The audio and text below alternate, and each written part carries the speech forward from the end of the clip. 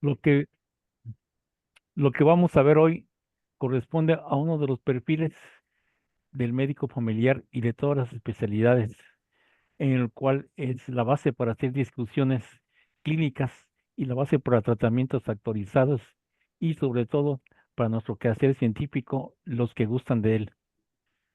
Vamos a dar una breve conferencia o plática de lectura crítica para que vean de qué se trata exactamente.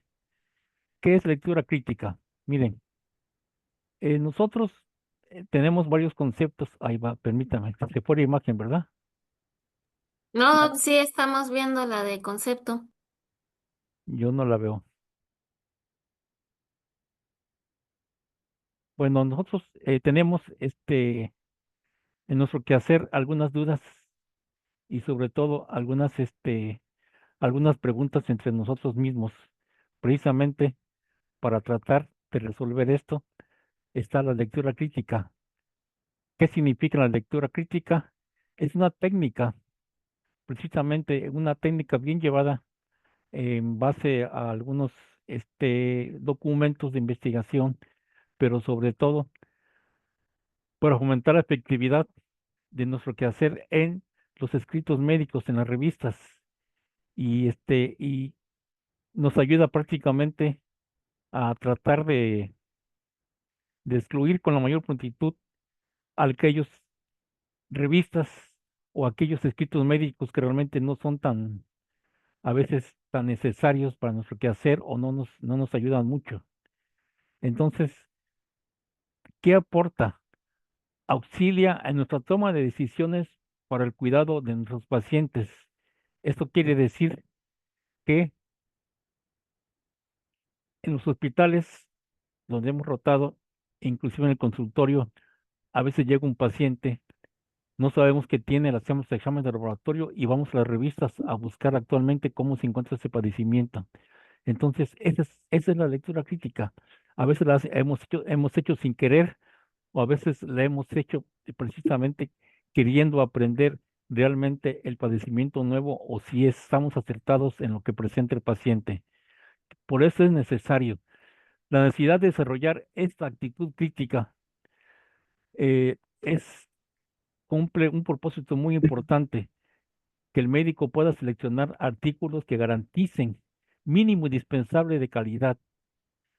Yo veo un artículo que no reúne los requisitos y esto lo dejo de leer y voy buscando hasta que encuentre uno que me llene realmente la interrogación que tengo yo precisamente para tratar de actualizarme o tratar de ver algo.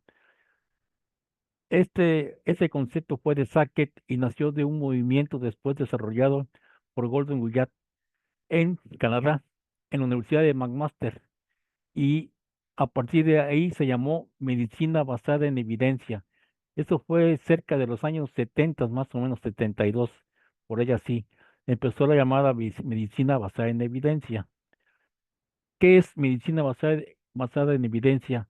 Es la integración de la mejor evidencia obtenida de investigación con la experiencia clínica y los valores personales del paciente. Es decir, no es lo mismo un estudio descriptivo que un estudio de causa y controles o un estudio de un metaanálisis. Vamos a ver más adelante la evidencia, cuál artículo o cuál investigación me aporta más en mi conocimiento o con cuál puedo presumir más todavía. Entonces, ¿cuál es la necesidad de aprender en base a lo que le he dicho ahorita? Para impresionar a otros, podría ser, pero para mantenerse actualizado sobre el medio profesional es muy importante para comprender mecanismos fisiopatológicos que a veces nos olvidamos nosotros completamente, que es la base de la medicina, o para saber cómo maneja un clínico experimentado cierto problema. Si ustedes ven algunas series en Netflix sobre residentes o sobre internos o sobre medicina, van ustedes a ver cómo en otros países discuten precisamente sobre nuevos conocimientos en base a lo que ellos han leído.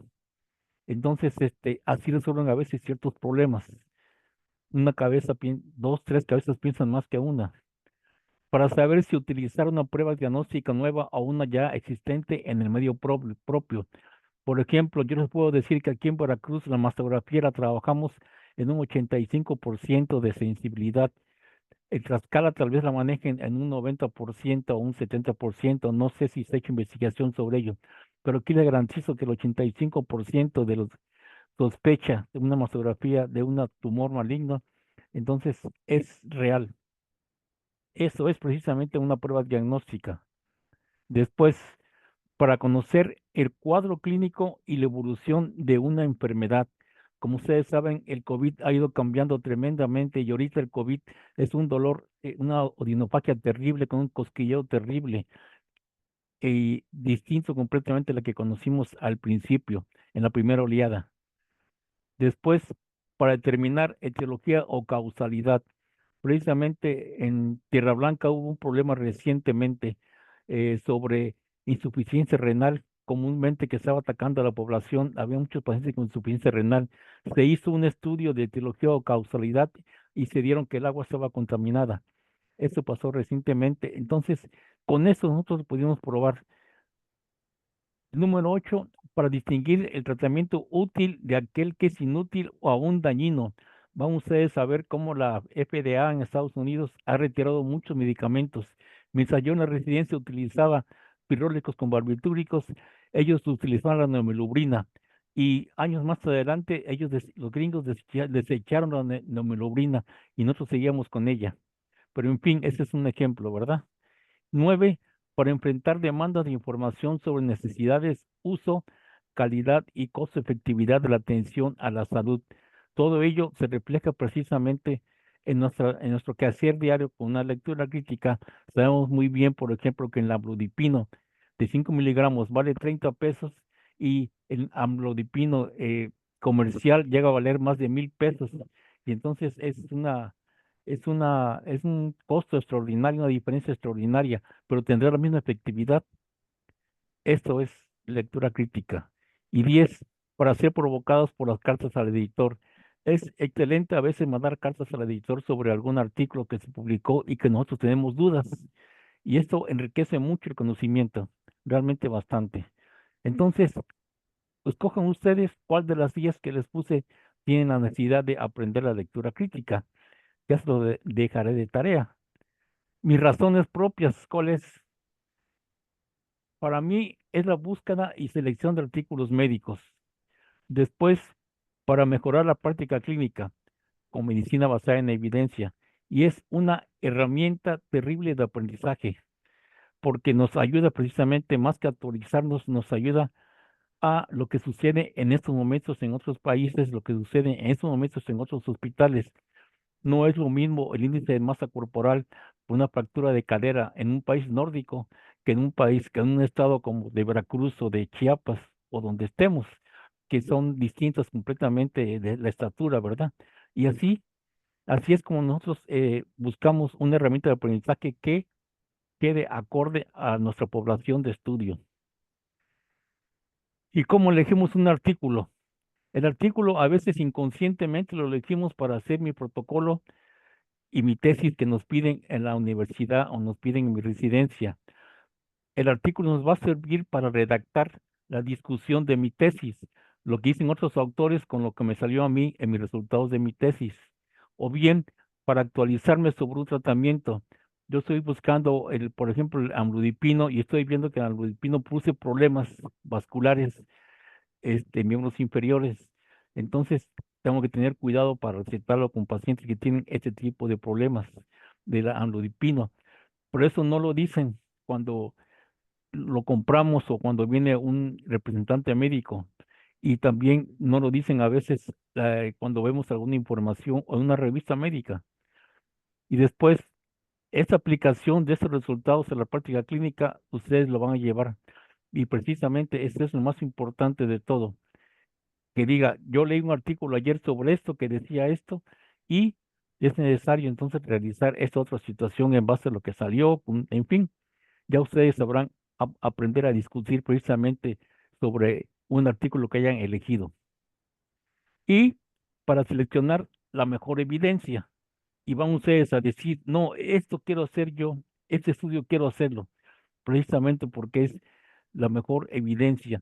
que voy a hacer para redactar mi tesis o la discusión de mi tesis. También se lee como resultado de una suscripción. Realmente hay muchos artículos muy buenos, sobre todo que están en inglés y que están a la venta. Hay que pagar dólares por ellos y a veces vale la pena pagar en verdad para ver cómo se encuentra esos resultados en otros lugares. O bien por el prestigio de la revista. Voy a leer completamente todos los artículos que salgan en tal revista. O el prestigio de los autores. Ya después de que ustedes han leído muchos revistas, se van a dar cuenta que esos autores son de su preferencia. O bien por el tema del artículo también. Nuestra medicina familiar es riquísima precisamente en esto. El médico familiar puede leer tanto un artículo de anestesio como un artículo de traumatología.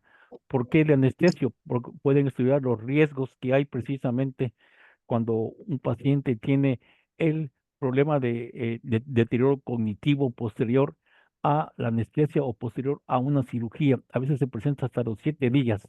Llega el paciente a mi consultorio y me dice, doctor, sí, pasa esto y esto, bueno, espéreme. Lo cito al día siguiente y sorpresa, me encontré varias revistas que el deterioro cognitivo también puede corresponder a una postanestesia, a una postcirugía, y lo estoy detectando gracias a que lo leí en una revista. Entonces, todo esto nos sirve mucho precisamente para elegir un artículo y es imprescindible hacerlo, ¿verdad? ¿Qué esperamos de estos artículos? Primero, aquí viene la lectura crítica. ¿Podemos copiar los resultados? O sea, ¿son válidos los resultados? Y aquí es cuando empezamos a enjuiciar la validez metodológica del artículo. No se confíen de cualquier artículo. Lo vemos y preguntamos, ¿será válido esto que estamos leyendo? ¿Tendrá verdad? ¿Tendrá realmente alguna confiabilidad para aplicarlo a mis pacientes que estoy yo viendo en la consulta? Bien, veo los resultados, ¿cuáles son? Por ejemplo, los ensayos clínicos o estudios experimentales frente al control muestran un gran efecto o cómo miden el efecto, o son precisos los resultados. Si recuerdan ustedes la segunda ola de COVID que utilizaron medicamentos, inclusive en un hospital de la Ciudad de México, salió publicado el empleo, creo que fue la de yodo hidroxiconaleína, o otros medicamentos que tenían efecto sobre el COVID. Y realmente este artículo que salió tuvo una muestra muy pobre, era un ensayo clínico que no estaba metodológicamente bien y lógicamente no, no es, no son resultados confiables y por lo tanto se desechó medicamento y el COVID no tenía cura. Y se curaron nada más porque te iban a curar, pero no fue por efecto del medicamento. Entonces, ¿este efecto existe o no existe? ¿Cómo medimos el efecto? Y eso hay que verlo en las revistas y decir, midió mal el efecto, en fin, necesitamos tener este criterio precisamente, y más en el médico familiar. Y son aplicables estos resultados en mi medio, como el ejemplo que yo leí en los países nórdicos, cuando se presenta alguna fractura o alguna otra situación que son distintos a la altura de nosotros aquí en México. ¿Cuáles son los pasos de la medicina basada en evidencia? Ahí va. Hay que formular una pregunta clínica clara y relevante a partir del problema médico de un paciente. Yo veo 20 pacientes, otros 20, 30 pacientes, y alguno de ellos me va a llamar la atención y no veo muy claro el problema de su tratamiento. Entonces me hago muchas preguntas. ¿Le daré este tratamiento? ¿Le haré estos exámenes? ¿Será que tengo otro diagnóstico más? Y ahí empiezo a buscar la medicina basada en evidencia. Ahí empieza precisamente la necesidad de la lectura crítica. La búsqueda de las publicaciones para encontrar la mejor evidencia externa en artículos clínicos relevantes. Ustedes con la lectura crítica aprenden precisamente leyendo nada más el resumen, si tiene una buena evidencia, si tiene, me va a aportar algo que sea verdad, algo que no sea tan simple, tan sencillo, que no y le crea tanto los resultados. Entonces, se hace una búsqueda y esta evaluación crítica de la evidencia va a determinar su valor, la importancia y la utilidad precisamente del artículo que estoy leyendo para después discutirlo con mi jefe de consulta externa, con mis compañeros. Anteriormente, este, nosotros lo practicábamos mucho porque había que precisamente que basarnos en una revista para decirle que este medicamento hay que darlo. Inclusive algunos hospitales también lo hacen. Mira, este medicamento tiene mucho, es mejor para parar, por ejemplo, un sangrado uterino, es mejor que ese otro. Y en base a la lectura crítica y en base al artículo y a lo que han reportado algunos estudios, entonces se justifica la acción de conseguir un medicamento. Otro de los pasos es utilizar estos hallazgos en la práctica clínica. Ya ustedes en su nota médica, aunque no pongan referencias, pero ya ustedes se basan precisamente con toda seguridad lo que están ustedes dando. Recuerden que las guías prácticas clínicas se basan precisamente estos, en la mejor evidencia. Número 5, la evaluación de cómo se ha realizado el proceso. Los primeros 4 pasos que les puse y sus efectos en la práctica de la medicina. Ya son varias razones para que ustedes tengan en la mano una revista médica todos los días. Afortunadamente, ahorita ya no tienen muchos costos, son libres completamente. Y ustedes pueden nada más agarrar su celular, su tablet o su eh, computadora, su laptop y entrar al Google o cualquier otra aplicación que ustedes necesiten para ver precisamente el tema o el artículo que ustedes quieran ver o actualizarse. Precisamente buscando los niveles de evidencia. Aquí están resumidos los niveles de evidencia. El primero A es una revisión sistemática de ensayos aleatorios con testigos. Esta es la mejor evidencia que hay, en la cual yo busco, por ejemplo, 50, 60 revistas que haya ensayos clínicos o estudios experimentales de algún medicamento, y de ahí escojo las mejores, que pueden ser, y fíjense, a veces un 20% son buenas y las demás no nos llena realmente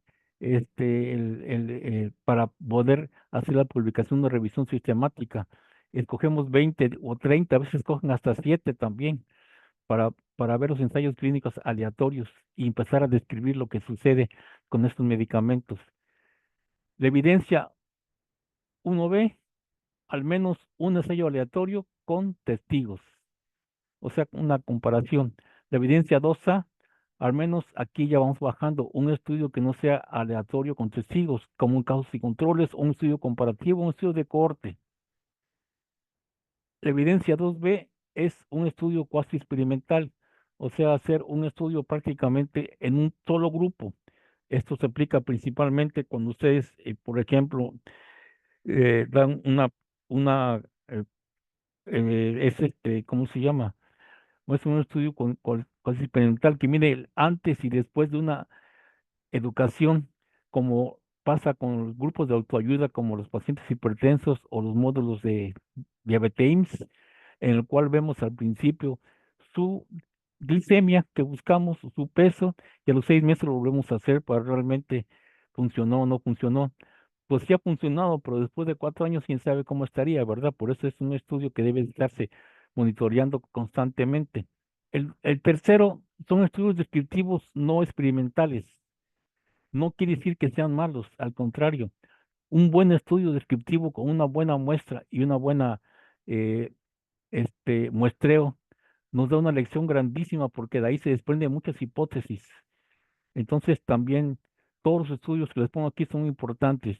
Y por último, el nivel de evidencia hasta el último está informes de expertos u opiniones, un caso clínico, en fin, es nada más, prácticamente no son tanto como estudios de investigación, sino que son estudios nada más de reportes.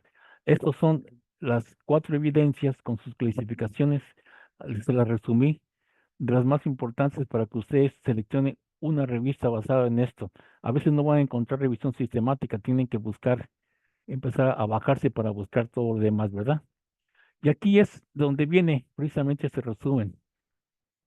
El nivel 1, que es el metaanálisis, múltiples estudios controlados, y el grado A de recomendación es el nivel 1 o resultados consistentes de múltiples estudios, tipo 2, 3 o cuarto, o sea, de estudios experimentales, de estudios, aunque no sean experimentales, pero bien diseñados como estudios no randomizados, controlados, cohorte o estudios casos y controles.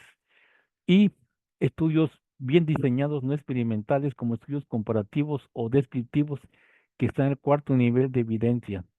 Entonces, esto también nos ayuda poniendo 1A, 2B, en fin, para buscar los niveles de evidencia y nos da un completo panorama. El anterior fue resumido y este es el panorama completo. Esto lo encuentran ustedes en las guías prácticas clínicas, sobre todo las que están actualizadas, y van ustedes a ver que ahí les reportan precisamente los niveles de evidencia de los artículos. Y a veces no hay más. A veces más encontramos hasta el tercer nivel de evidencia y no hay más en la literatura. Bueno, ¿cómo voy a aplicar yo mi lectura crítica? ¿Cómo voy a aplicar yo lo que estoy viendo en la literatura? La toma de decisiones basada en evidencia es un concepto amplio. Es la incorporación de evidencia externa válida y relevante durante el proceso de toma de decisiones. Recuerden, toma de decisiones. Por eso a veces es muy importante que el médico familiar esté familiarizado con esto, porque a veces cuando toma una decisión que inclusive hacen algún envío a otro nivel y tienen mucho más amplia visión de la medicina, pueden ustedes justificarlo. Más todavía, aunque el médico no familiar no crea que esté bien justificado. Está presente en todos los aspectos del quehacer médico, en todo, desde la teoría hasta la investigación y la toma de decisiones clínicas y más allá todavía, más allá. Algunos de ustedes puede seleccionar, puede hacer un buen estudio de investigación y publicado y después lo pueden llamar precisamente al extranjero a que expongan sus estudios o una conferencia del extranjero. Y ahí ellos se fijan realmente en qué se basó el estudio que hicieron, porque hay muchos investigadores que ven realmente, este estudio está muy bueno porque se basó en esto y tiene una buena metodología. En fin, esas son las aplicaciones que ustedes tienen a la lectura crítica. Otras son, por ejemplo, la fenazopiridina, que es un analgésico urinario, que ya todos lo conocen, pero tiene muy poca evidencia de su eficacia y con un perfil de ensayo clínico aleatorizado comunes. Puede producir cefalea, erupciones cutáneas, prurito y vértigo. También se ha asociado con metahemoglobinemia, pasitopenia, en fin, con varias enfermedades está asociado. Parece que en Estados Unidos ya no se usa, pero aquí todavía lo seguimos utilizando porque realmente sí es un buen analgésico, pero es escasa su evidencia precisamente por todas las reacciones que puede llegar a producir este medicamento. Y eso tal vez no esté en los libros o no esté bien en las publicaciones todavía. Otro, la nitrofurazona, que también lo utilizamos como un antibacteriano de amplio espectro, pero tiene poca actividad contra Pseudomonas. Se utiliza para tratamiento de heridas y quemaduras. En Estados Unidos ya se descontinuó por evidencia de destrucción mutagénica y carcinogénica en estudios preclínicos. Aquí todavía lo seguimos utilizando en ocasiones, pero al parecer es un medicamento también bastante tóxico. Pero esta otro, la dihidrostreptomicina, parece que ya muchos ya no lo aplican. Inclusive parece que ya está fuera también del cuadro clínico, pero es un medicamento muy ototóxico. Tiene toxicidad renal y sobre todo eh, auditiva también, que se utiliza en las cuestiones intestinales y vaginales, pero no hay estudios clínicos que nos salen precisamente de las reacciones que presentan estos medicamentos. Y eso es precisamente lo que a ustedes les digo, que hay que encontrar la mejor evidencia. Otro que es el estolato de eritromicina. Sus ensayos clínicos que se han hecho han demostrado hepatotoxicidad y ha sido demostrado también como desde el punto de vista clínico y experimental. Entonces, este medicamento también llega a producir ictericia y prácticamente hay otro tipo de eritromicina, pero el estolato parece que ya no. Sin embargo, la eritromicina actualmente también daña mucho la mucosa gástrica. El macindol es un anorexígeno que hasta hace poco también se ha descontinuado, debido a que sus riesgos de ensayos clínicos cardiovasculares y trastornos psiquiátricos no justifican sus mínimos beneficios. El mínimo beneficio o el beneficio que tiene es precisamente bajar de peso, pero estos también llegan a producir problemas en el tiroides. Por esa razón, ya este medicamento ya no se debe de utilizar. Pero sin embargo, los ensayos clínicos que se publicaron al principio salió como algo bastante bueno, pero en ensayos clínicos muy pobres. Entonces, tenemos la dificultad aplicando la lectura crítica que llevan a la necesidad de elegir un diagnóstico o un buen tratamiento. Primero, no conocer cómo se evalúa un ensayo clínico. No identificamos los estudios de causalidad que estén bien realizados. No valoramos las pruebas diagnósticas, estudios de pruebas diagnósticas, o bien variación de la sintomatología de algunas enfermedades y nos basamos prácticamente en artículos de revisión. Cuando ustedes, aún sin saber metodología, sin saber estadística, después de 3 meses de llevar eh, un buen curso de lectura crítica o después de 6 meses de llevar precisamente un círculo de lectura crítica, sin querer ustedes van a aprender todos estos secretos de la investigación y sobre todo saber escoger y saber discutir realmente sobre lo que ustedes quieren para sus pacientes o con los que están alrededor para justificar medicamentos o bien en la consulta privada para dar los mejores medicamentos, los que hay actualmente.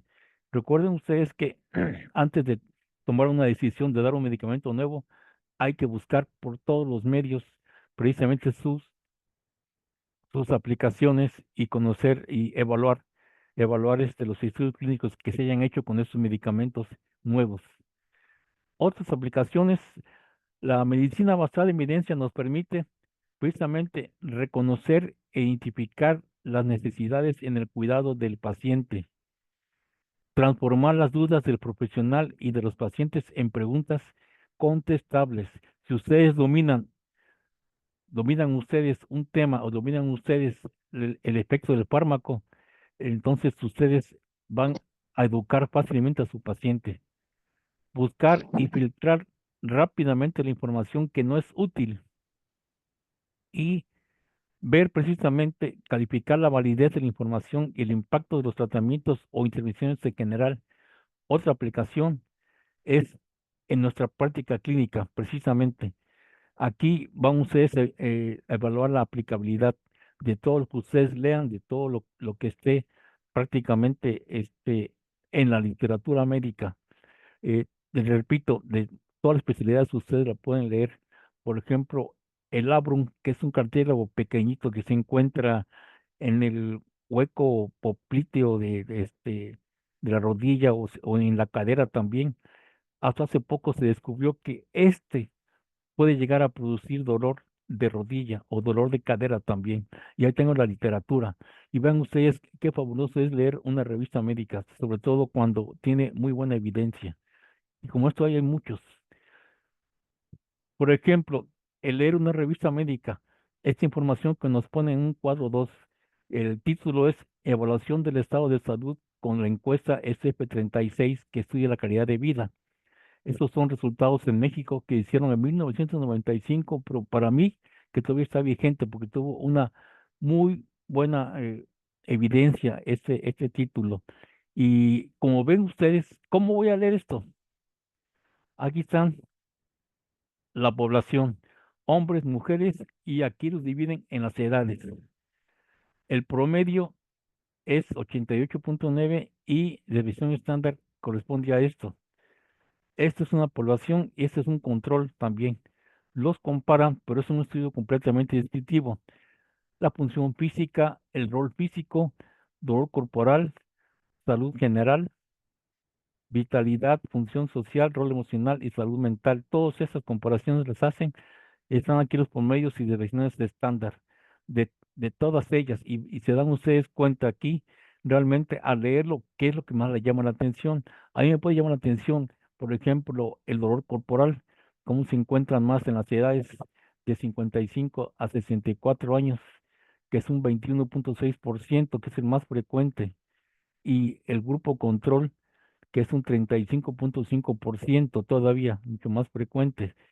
Esos son los que acuden a servicios médicos constantemente y esto es un grupo control, por ejemplo.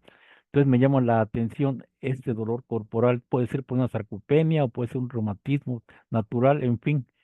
La vitalidad es lógicamente aquí 87 aquellos que están en control y los que se encuentran en servicios médicos son nada más 50, 27.6% y aquí apenas un 12.2%. Entonces, esa es la aportación que nos da este estudio. Y de aquí salen muchísimas preguntas. Es un estudio descriptivo, pero lo repito, una buena población y muy buena. Nos salen muchas dudas. Ver, por ejemplo, si está asociada a la vitalidad, precisamente a la sarcopenia, si está asociada a la vitalidad, a la comorbilidad, si está asociada a la vitalidad, a a la tipología familiar, en fin, salen muchas tesis de aquí precisamente leyendo esto y ustedes se dan cuenta de la importancia de leer un buen artículo. Este es un ejemplo clásico, está publicado en una revista de alto impacto también aquí en México, afortunadamente. Aquí lo mismo también, la consistencia interna, qué es alfa de Cronbach y qué es la correlación interescalar. Miren, el alfa de Cronbach que nos ponen aquí, que está en la revista médica, es mientras más se acerca a la unidad, tiene mucho mayor validez las respuestas que nos dan los pacientes en el cuestionario que le pusimos. Todos los cuestionarios que ustedes hagan, estudios transversales que ustedes apliquen con eh, encuestas validadas, siempre deben de aplicar el alfa de Cronbach, porque les pueden preguntar un asesor, les pueden preguntar en su conferencia, doctor, ¿cuál fue su alfa de Cronbach en la población de estudio? Sabemos que en la población original fue de 0.85, pero en su estudio que usted hizo, ¿de cuánto fue? Y tienen ustedes que determinarla. El alfa de Cronbach. El alfa de Cronbach nos ayuda a nosotros a ver precisamente la validez de la encuesta, qué porcentaje de validez tiene la respuesta fidedigna de la encuesta que ustedes aplicaron, como en este caso el SF36. Tiene mucho mejor validez, perdón, la función física con 0.84 de alfa de Cronbach. De ahí le sigue en validez la salud mental. ¿Mm? Y tienen ustedes ahí la correlación de la función física, rol físico, en fin, dolor corporal, salud general, vitalidad, etcétera. Tienen ustedes esta correlación en la cual tienen que provocar, por ejemplo, la correlación de la función social con el dolor corporal, que es de 0.48, se correlaciona. Y así es como nos ponen a nosotros este cuadro. Y de aquí, les repito, ustedes salen muchas hipótesis, muchas preguntas de investigación para hacer una tesis o para seguir estudiando más todavía. ¿Por qué? Porque son estudios descriptivos amplios que nos ayudan mucho precisamente a formarnos hipótesis, para que vean que todos los diseños, todos son importantes cuando están bien hechos. Y aquí, perdón, son factores de riesgos asociados, precisamente, ya, perdón, en el cual ustedes van a ver características, el cuadro uno son las características generales y obstétricas del grupo de estudio. Aquí todos le sacaron el RM y el valor de P. ¿Qué significa esto? RM son los riesgos con un intervalo de confianza del 95% y el valor de P es la significancia estadística. Ya todos ustedes esto ya lo saben, ya lo conocen, pero sin embargo hay que saber interpretar también tabaquismo positivo, alcoholismo positivo. Al parecer fue significativo estadísticamente el alcoholismo positivo. Aquí está, menor 0.5 y tiene un riesgo de 5.77. No, perdón, sí es esta. 5.77 tiene un riesgo. Y pero esta tiene un riesgo también, el tabaquismo positivo de 3.05, aunque no está asociada. Pero aquí hay un problema. El intervalo de confianza contiene a la unidad, no contiene a la unidad, por lo tanto, no es riesgo, es factor protector. Aunque tenga aquí 1000 de riesgo, pero si el intervalo de confianza no contiene la unidad como aquí abajo, y como aquí abajo, y como aquí abajo, entonces no es riesgo. Y como ustedes ven, el alcoholismo positivo sí es riesgo, y el número de embarazos también es riesgo. Entonces, esto lo aprendemos nosotros a interpretar y a ver con la lectura crítica. Y aprendemos a leer realmente lo que nos interesa. Aquí hay asociaciones, pero no pusieron los riesgos, porque sabemos que los riesgos se hace con tablas que digan sí, no, presente, ausente. Y la preeclampsia, como son de varios tipos, a lo mejor no hicieron los riesgos. En fin, ya esto ustedes lo van a ir aprendiendo con lectura crítica, pero hay que leerlo primero y hay que cuestionarlo precisamente para saber leer revistas médicas. Bien. Y aquí calcularon la unidad de plasma en un hospital, lo correlacionaron con el dímero D, con el filtración glomerular, prediciendo para manejar la severidad del COVID-19 en los pacientes. Esto que está aquí es aplicable en una revista médica y van a ver que el cálculo de la osmolaridad, el GFR, la filtración glomerular y el dímero D en el grupo de cohorte de los diabéticos que están con COVID-19 en severo. Como ven ustedes, el cálculo de osmolaridad para predecir precisamente la mortalidad es de 0.773, el AUC es de 0.789 en el diabético, en fin, ese es el AUC total, el diabético que presenten en cada uno de lo que nosotros calculamos para predecir la mortalidad en estos pacientes. Pero, ¿qué significa el AUC? Miren, el AUC es precisamente la curva ROC. La curva ROC discrimina un 77%, aquí un 81%, el dímero D que salió más alto para predecir que el paciente va a fallecer, se va a poner muy grave, que tiene COVID-19. O bien la filtración glomerular, un 78% que ya tiene falla renal, que el paciente también va a llegar a padecer un grado más elevado de COVID-19.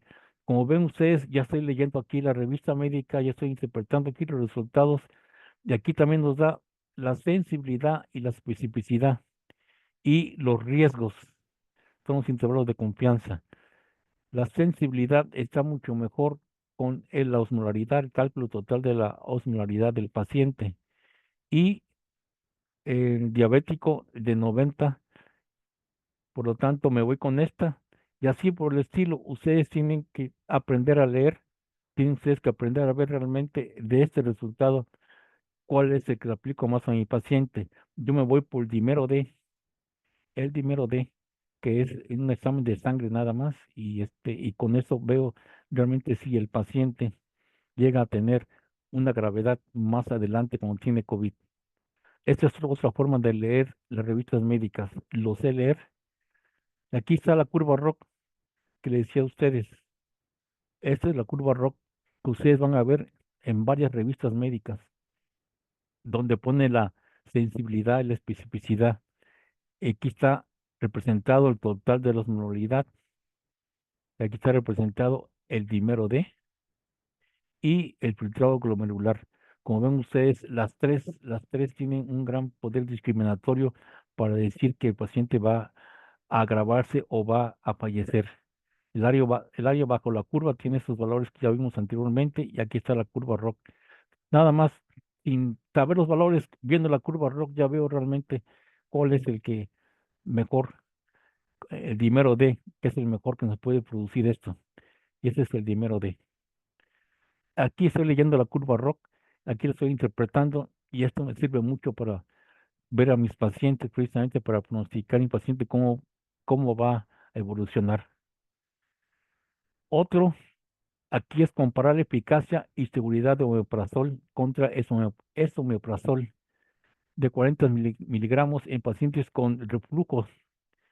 Y aquí está precisamente el tratamiento, la distribución por sexo. Siempre ustedes van a ver la tabla 1, gráfica 1 o la primera parte que se llama características de los pacientes del estudio. Y esta es precisamente alguna de las características del paciente del estudio. El por sexo y promedio años también, como ven ustedes. Y prácticamente están muy parejas de las cifras. el total y todo lo que se tiene aquí del omeprazol, y por lo tanto prácticamente tiene la misma eficacia ambos, tanto omeprazol contra esomeprazol, aunque dicen algunos médicos que ahorita el omeprazol ya casi no lo usan por sus efectos, y eso hay que verlo en las revistas médicas últimas, cómo está el omeprazol, qué dicen o qué hablan sobre el omeprazol. Aquí, esto que está aquí también son histogramas que ustedes van a ver frecuentemente en las revistas médicas. Aquí ustedes ven el basal, la visita, un paciente día 1, día 14, visita 2, día 28, con ingesta de omeprazol e ingesta de omeprazol. Eh, Como está publicado en la revista, no se hace con colores, se hace nada más con barras sombreadas. Así es como se publica. Y eso es omeprazol y omeprazol, y están parejitos. Al parecer no tiene diferencia significativa. Pero aquí tiene de la vista uno aquí, visita uno si hay una diferencia significativa con respecto al valor basal en ambos tratamientos, pero aquí ya no, aquí ya en la visita 28 ya prácticamente es al revés, y basalmente están muy parejos precisamente. Este, la ingesta y la efectividad, todo esto nos habla del esomeprazol y omeprazol, y prácticamente no tienen diferencias estadísticamente significativas. Entonces, este es un ejemplo de cómo estamos leyendo nosotros una revista médica. Este es un ejemplo de la importancia de conocer nuestros medicamentos, nuestra evolución clínica, y de conocer precisamente las estadísticas de un cuestionario que es muy útil para cualquier enfermedad. Pero si formamos círculos de lectura crítica, si llegamos a formar nosotros precisamente en nuestro medio, o llevamos un diplomado, esta es la guía que nos va a llevar precisamente al principio para saber leer una revista médica. Precisamente, como les dije al principio, son las guías de la Universidad de McMaster, que es la fuente está ahí, y el programa se llama Programa de Lectura Crítica CASPE, que está desarrollado por Oxford y adaptado por España, afortunadamente, al español, y se llaman guías CASPE. Estas guías CASPE nos lleva precisamente a leer todo tipo de diseño, todos los diseños, todos los estudios de investigación tienen diseños de una forma u otra. A veces dicen que es un ensayo clínico, pero no reúne las características de ensayo clínico, son estudios comparativos. Precisamente en las revistas hay errores que dicen que son ensayos clínicos y no lo son. Por ejemplo, la guía para leer una revista médica y para hacer un círculo precisamente de lectores de medicina basada en evidencia va así. ¿A qué tipo de pregunta clínica va dirigida la guía? ¿Cuáles son los diseños propuestos para responder a la pregunta a la cual va dirigida la guía? ¿Y cuáles son las preguntas que establecen los autores de la guía? Y las preguntas son suficientes para analizar los artículos de investigación. A veces hay situaciones en que nosotros tenemos que hacer otro tipo de preguntas para analizar a fondo precisamente los artículos de investigación. Por ejemplo, yo le decía a mis alumnos, bueno, a ver, vamos a leer las gráficas y vamos a leer los histogramas que están ahí, y vamos a leer los resultados de las tablas. Y con esto ya se da un satisfecho de que ya saben precisamente ver y leer los resultados, porque de hecho en la redacción del escrito médico no se describe toda la tabla, no se describe lo más importante, y de ahí nos lleva a que nosotros terminemos de leer la tabla o la gráfica como se encuentre. Número 5, las preguntas de la guía profundizan en el análisis de la validez metodológica. Realmente sí. Fíjense ustedes que cuando estudian casos y controles, ya casi no se aplican los likelihood ratios. Los likelihood ratios es una aplicación sencilla también, una tabla de casos y controles en la cual vemos qué tanto afecta el fenómeno. Como me decían a mí algunos, oye, ¿cuál es la fuerza de asociación de este paciente de este efecto clínico? ¿O cuál es la fuerza de asociación? de cualquier situación clínica que se encuentre. Cuando buscamos asociaciones, no existe fuerza de asociación en medicina, pero los Likelihood ratios nos marca precisamente, es lo más cercano a una fuerza de asociación, los Likelihood ratios. Eso está en las guías CASPE y nos explican cómo se sacan y por qué es importante tenerlo a veces presente. Entonces, es aplicable la guía para lectura crítica de los médicos en formación y de los médicos formados. Se selecciona la guía y la aplicamos precisamente para hacer la lectura de nuestra medicina basada en evidencia. Estos son los primeros pasos. Esta es la guía de McMaster. Primero, nos preguntamos si el título es interesante o es útil. Nos preguntamos, ¿los autores tienen buenos antecedentes científicos? Vemos el resumen. Si los resultados fueran válidos, serán útiles para nosotros y el lugar, si los resultados fueran válidos, serían aplicables. Cualquier respuesta negativa a estas cuatro, entonces no nos va a servir el artículo para nuestra población de estudio, para nuestra población, para nuestros pacientes, no nos va a servir el artículo. Pero si las cuatro son positivas, entonces tenemos que ver cuál es el propósito de este estudio. Puede ser utilizar una prueba, puede ser conocer curso clínico y pronóstico, puede ser conocer precisamente la causalidad de la etiología, o puede ser distinguir terapia útil de inútil, y se lee el contenido de material y métodos. Y esto es precisamente en general así los primeros pasos para que ustedes puedan aprender o a ver precisamente una revista médica. Y aquí lo importante de esto es que ya después que ustedes ya leen las revistas médicas, ya no es necesario seguir tanto los pasos que nos dicen aquí. Además, con solo leer el resumen y dicen, este artículo no nos va a ser útil, o este artículo va a ser muy útil para lo que estamos viendo. ¿Qué aprenderemos? Primero, un círculo de lectores de medicina basada en evidencia. Un ejemplo, en la Universidad de La Joya, ahí en los hospitales universitarios que están en San Diego, cuando era yo residente, hace unos 3 4 años, no, hace algo de tiempo, se hacían círculos de lectores de medicina basada en evidencia. Se juntaban 3 4 6 o 7 en una mesa y se ponían a leer precisamente algún artículo de interés. Y ahí todos criticaban el artículo y todos aportaban. Se aprende muchísimo la medicina, se aprende muchísimo la estadística y todo lo que ustedes eh, quieran ver precisamente de la metodología. Entonces, esto es lo que se hace en las sesiones. No sé, doctora Dulce, si lo quiere usted explicar, ¿qué vamos a hacer?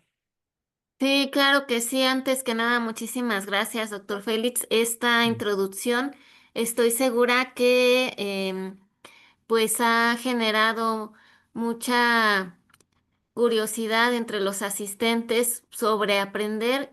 Recuerdo en algún momento de mi formación que uno de mis profesores me decía, es que este curso, esta maestría, este programa, pues te enseñará a leer en su totalidad un artículo científico. Yo les preguntaba en el diagnóstico que les hicimos sobre estos temas de investigación, si de un artículo científico pues leíamos solo el abstract o tal vez solamente los resultados y las conclusiones y con ese mensaje nos quedábamos. Y a veces por no conocer algunos términos, pues tal vez la sección de metodología no nos la saltamos y decimos, pues eso no lo entiendo y me voy a los resultados. Y creo que esta invitación a sesiones de lectura crítica, como su nombre lo dice, y también les hago la remembranza de cómo aprendimos a leer y a escribir, siendo procesos paralelos y ciertamente primero a través de la lectura reconocemos y después en la escritura, pues son ejercicios de reproducción y en el caso de, pues estos temas de investigación, pues, más adelante incluso de producción. ¿A qué voy? A que muchas veces, una vez que aprendemos a leer la evidencia científica, un artículo de alguno de los diseños de investigación, pues indirectamente estamos también aprendiendo a escribir y a producir esta evidencia científica. Nos dice por acá la doctora Ana en los comentarios. Gracias, doctor, por esta presentación. Realmente ha despertado mi interés y me ha generado la inquietud de profundizar mucho más en este tema tan relevante para nuestra labor como médicos familiares. Muchas gracias por una sesión tan valiosa. El énfasis de de este ciclo de sesiones que vamos a estar llevando en AMENFED es justamente, además de reflexionar en qué basamos nuestras decisiones, pues promover que éstas sean tomadas a través de la mejor evidencia disponible, que a su vez pues la sepamos leer. Yo recuerdo también en los pases de visita cómo era característico que había médicos en formación de diferentes grados, incluso de pregrado, los internos, el R1, el R2 y así sucesivamente hasta llegar al adscrito, y que cuando se formulaba una pregunta, algún interno contestó de forma correcta, y cuando se le preguntó de dónde se fundamentaba esa respuesta, esperando que contestara pues de un artículo o de un libro, pues su respuesta fue: es que eso lo contestó el R2 en la guardia pasada. Es decir, que pues no conocía el origen de esa respuesta y simplemente pues lo hizo por repetición de que la vez pasada lo contestó y pues no le dijeron que estuviera mal. Entonces, justamente la invitación a que reflexionemos en qué basamos las decisiones. Muchas decisiones que tomamos todos los días, muchísimas en un turno de 6 horas y interacción con 24 pacientes. Los que somos operativos, estoy segura que con cada paciente establecemos y formulamos más de una pregunta y tomamos más de una decisión. Hoy en día, pues podremos hacer múltiples ejemplos y la idea justamente es desarrollarlos. No sé si alguien tenga también por ahí algún ejemplo. Les comento lo que vamos a ver en las sesiones a las cuales todos ustedes están invitados a participar como socios de AMENFED. Estaremos haciendo sesiones en las cuales ustedes pueden proponer un artículo a analizar. Puede ser reciente, puede ser histórico. ¿A qué me refiero? Que hay decisiones que tomamos hoy en día y se basan en artículos históricos. El ejemplo, el uso de las estatinas en el caso de dislipidemia, después en el caso de riesgo cardiovascular, el uso de la aspirina o el ácido acetil salicílico también como medida de prevención. Ejemplos hay muchísimos y justamente lo que queremos es que ustedes traigan los ejemplos de la experiencia que están teniendo en la clínica y nos asomemos a analizar de una forma crítica y con un análisis de fondo la evidencia que soporta esas decisiones que tomamos todos los días.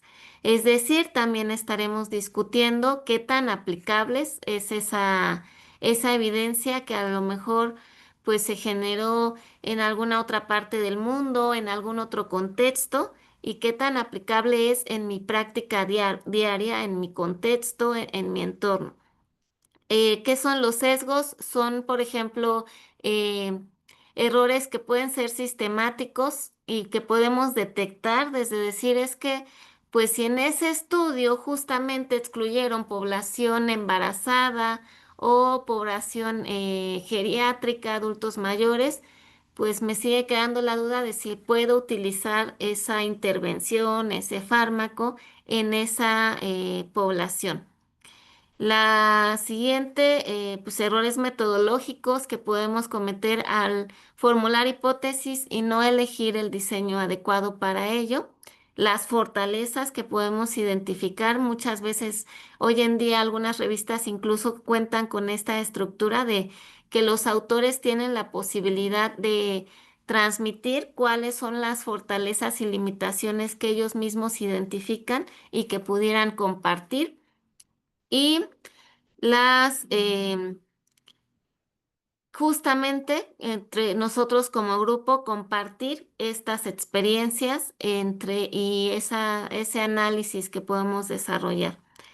Los invitamos a participar, como les comento, proponiendo algún tema, o si tienen un artículo, pues sobre este artículo, si tienen una pregunta, pues podemos a ayudar a buscar algún artículo para analizar con el objetivo de mejorar nuestro criterio y habilidades de análisis y pues sobre todo, pues trabajar en equipo, formar redes, mantenernos actualizados, ya nos decía el doctor Félix ¿para qué aprender esta metodología de lectura crítica? Pues motivos pueden ser varios, desde el ego, para que eh, se den cuenta de que sé mucho, nos decía por ahí, y pues también para fundamentar nuestras decisiones y con ello mejorar la atención que brindamos y también la salud de la población que atendemos.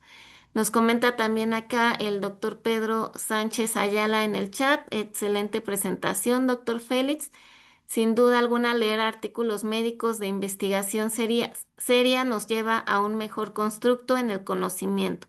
Incluso también, pues el saber en dónde realizar esta búsqueda de información, como comenta el doctor Pedro y pues evaluar ese contenido de un estudio que, como bien comentan, en algunos de los objetivos que nos mencionaba el doctor Félix, pues está desde la construcción del marco teórico en el caso de una tesis, de un protocolo de investigación, se basa justamente en definir lo que se sabe, el estado actual del conocimiento sobre el tema e identificar esas brechas en el conocimiento para generarnos preguntas.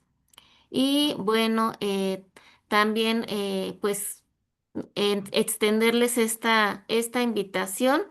Si me ayuda con la siguiente diapositiva, doctor Félix, que justamente es la invitación a todos los interesados, integrantes de AMENFED, a comunicarse con una servidora para proponer algún tema o algún artículo a analizar y pues tendrían el beneficio de pues sesiones personalizadas con el doctor Félix y una servidora asesorando la lección de ese artículo y la lectura crítica del mismo para también extender a los interesados y formar un grupo o círculo de lectura crítica.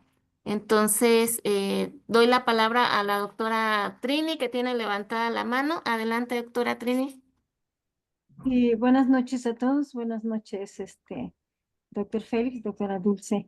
Sí, yo creo que es muy interesante la lectura crítica de los artículos científicos, porque a veces queremos simplificar tanto la vida que nos basamos en cosas vanas y no estamos haciendo un análisis profundo. Aquí lo que se trata es de hacer un análisis reflexivo, donde yo tenga una evaluación de manera activa y no pasiva, pero además de examinar críticamente, de emplear mi mente para hacer síntesis, análisis, para ver de esta información la relevancia que tiene, la fiabilidad, la validez inclusive de los instrumentos que se ocuparon, o considerar yo la evidencia presentada también en mi práctica diaria. O sea, tendría muchas aplicaciones, pero una de las cosas mucho más importantes es que voy a interpretar mi propia opinión, mi propia forma de ser, mi propio pensamiento, mi propia aplicación de todos estos conceptos y ya no voy a tener una información y absorción de manera pasiva, sino que ahora voy a tener una reflexión, análisis, síntesis y saber hacer inclusive resúmenes de esta situación, precisamente porque mi mente está trabajando y no solamente copio pego como muchas veces se realiza, sino que ahora voy a hacer en este contexto evaluar y juzgar la información que se presenta, por supuesto una crítica constructiva, pero también puede ser un análisis profundo para que yo tenga un criterio propio. Sí, me parece fabuloso esta situación que ustedes plantean de crítica de los artículos científicos. Felicidades a todos ustedes. Gracias a usted, doctora Trini. No sé si exista alguien que tenga alguna, otro comentario, propuesta, idea, duda, así que se vale todo. Doctora, disculpe, ¿desde este momento podríamos proponer algún artículo? Sí, claro que sí. Porque, bueno, escuchando al doctor Félix me llamó mucho la atención en el momento que mencionó Diabetims en una de cuando nos estaba mencionando acerca de los niveles de evidencia. Bueno, esto debido por los temas que yo he investigado a raíz del tema de mi tesis. Hay un Y micrófono abierto. bueno, tengo aquí a la mano un artículo que habla acerca de la eficacia del diabetims.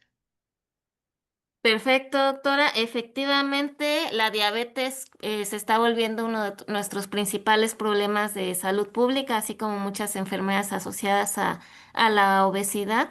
Entonces, sí, también es totalmente pertinente evaluar estas estrategias que tenemos. Menciona el de una institución de salud y modelos que han implementado y pues justamente podríamos generar justamente esa pregunta de pues qué tan efectivas han resultado esas intervenciones y pues podría ser, si está de acuerdo, el primer tema a desarrollar en nuestra próxima sesión, que sería en 2 semanas, 2 semanas, el próximo, en 2 viernes, es el 4 de julio para pues conocer cómo podemos evaluar un artículo que hable sobre esta estrategia de intervención en las personas que viven con diabetes.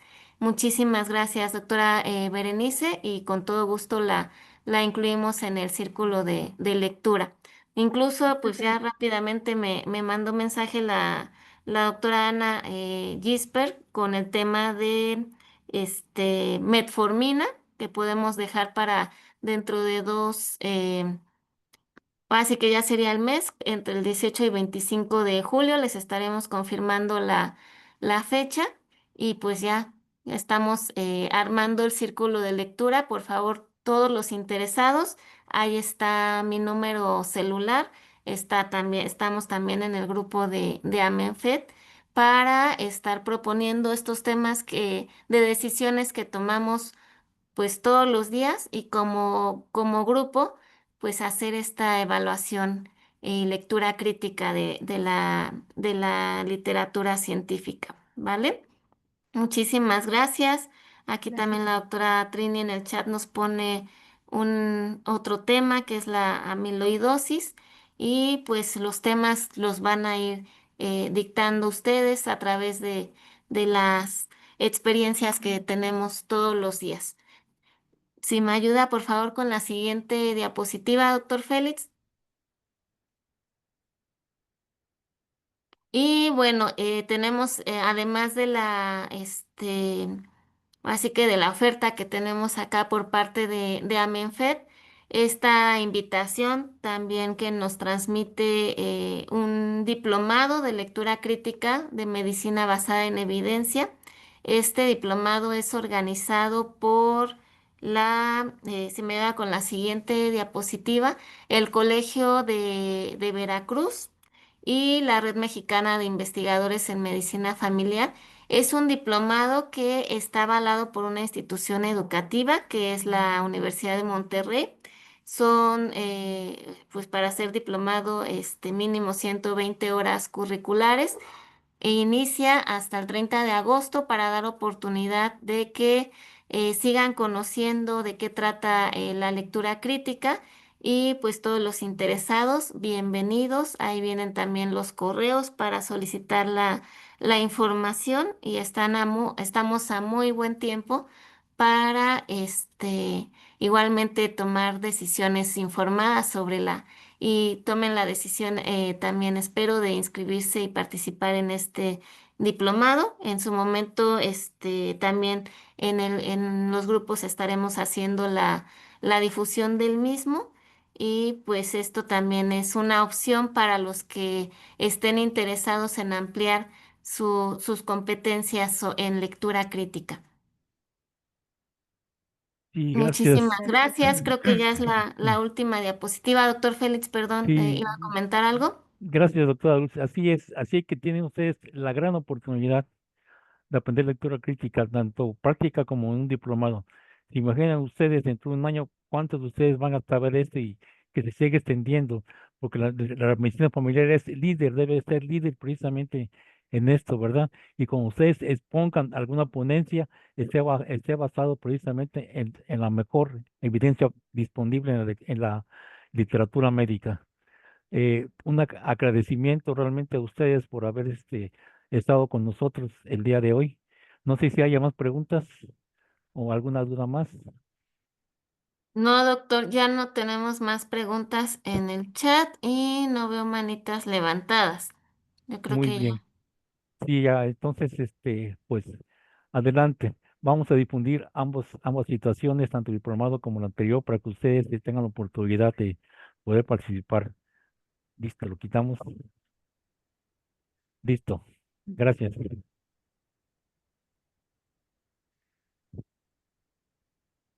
Gracias a usted, doctor Félix. Estaba en pantalla el reconocimiento por su participación como ponente en esta sesión del día de hoy, 20 de junio, sobre este tema, importancia de la lectura crítica de artículos científicos en el quehacer del médico familiar. Muchísimas gracias y también extender el agradecimiento por su valioso tiempo y esta iniciativa de formar estos círculos de lectura crítica. Gracias, doctor Bueno, Félix. muchas Pues gracias a nos ustedes y mantenemos. y esperamos verlos pronto otra vez. Saludos, Carmen. Gracias. Buenas noches. Entonces, Emelia, Siempre eso es excelente, todo. doctor Félix. Buenas noches. Sí, gracias. Buenas noches, doctor. Buenas noches a todos. Y muchas Gracias, gracias. buenas noches. Buenas Sarita noches. Trini. Excelente sesión, doctor. Y pues ya abrió esa inquietud en varios compañeros y colegas. Empezamos la sesión en 2 semanas. Bonita Sí, noche. gracias. Bye. Gracias a todos. Hasta Hasta pronto. luego. Pronto. Gracias.